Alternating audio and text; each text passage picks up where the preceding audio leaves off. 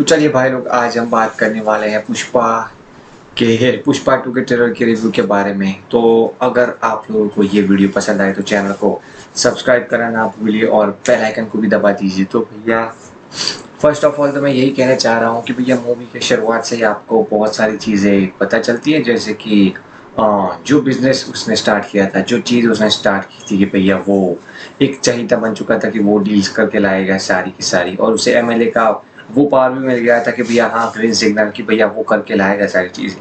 तो वहीं से इस फिल्म की शुरुआत होती है और जहाँ से एंड होता है वहीं से, मतलब कि फुल्ली कनेक्टेड है मूवी फर्स्ट पार्ट से। बात करें हीरोइन की, तो हीरोइन जो रश्मिका मंदाना ही है, लेकिन उनका उतना सीन नहीं दिखाया गया है, सिर्फ अल्लू अर्जुन पे फोकस किया गया है। और उसके बाद विलन कौन होगा, लेकिन विलन दूसरे सारे भी है, जैसे कि एमएलए को लगा लो कि वो किसी का सगा नहीं है, और दूसरा जो फर्स्ट पार्ट में जो विलन होता है वो भी है। लेकिन मेरे पर्सनली फहाद फासिल पे ज़्यादा नजर रही थी, क्योंकि वो मेन विलन इस मूवी का लगता है, मतलब कि जो पार्ट 2 होने वाला है उसका मेन विलन फहाद फासिल ही होगा। तो जिस तरीके से उसे इंट्रोड्यूस किया गया है, जो चीज़ें थी, मतलब कि मुझे आवेशम देखने के बाद उस पर ज़्यादा इंटरेस्ट है कि भैया वो एक खतरनाक लेवल का विलन हो सकता है साबित। अगर उसका फ्रेंड, जैसे पहले फ्रेंड ही थे दोनों, लेकिन उसके बाद पता नहीं क्या हुआ उसके अल्लू अर्जुन के दिमाग में, मतलब कि जो पुष्पा है उसके दिमाग में वो चीज़ें घर कर गई थी कि वो पुलिस इंस्पेक्टर ने कुछ ऐसी चीज़ें कही थी जो कि उसे नहीं कहनी चाहिए थी। तो इसी वजह से दोनों में टकरार हुई और उसके बाद उसने बेइज्जत किया पुलिस ऑफिसर को। और उसके बाद ये सारी चीज़ें आपको पार्ट 2 के अंदर देखने को मिलने वाली है, कि कैसे वो उसको, पुष्पा को बर्बाद करने के लिए सारी की सारी चीज़ें जो कर सकता है वो सारी चीज़ें करेगा। और अगर बात करें अल्लू अर्जुन की, तो वो इंटरनेशनल लेवल पे अपने बिजनेस को फैला रहा है। वैसा हमें ट्रेलर में देखने को मिल रहा है कि भैया किस तरीके से वो इंटरनेशनल जगहों पे जा रहा है। जैसे कि वो फर्स्ट ऑफ ऑल तो एशिया को ही पकड़ रहा है, कि जैसे साउथ ईस्ट एशिया हो गया, जैसे कि थाईलैंड भी हो गया, जापान, और वो सारी चीज़ें में भी अभी तो एक दो ही चीज़ दिखाई है, लेकिन मूवी के अंदर हमें इंटरनेशनल बोला गया है, इसलिए मूवी के अंदर हमें बहुत सारे दूसरे इंटरनेशनल मार्केट्स देखने को मिल सकते हैं, और स्पेशली वो वाले जो कि रियल है, जैसे कि एशिया को ही पहले ग्रैब किया जा सकता है।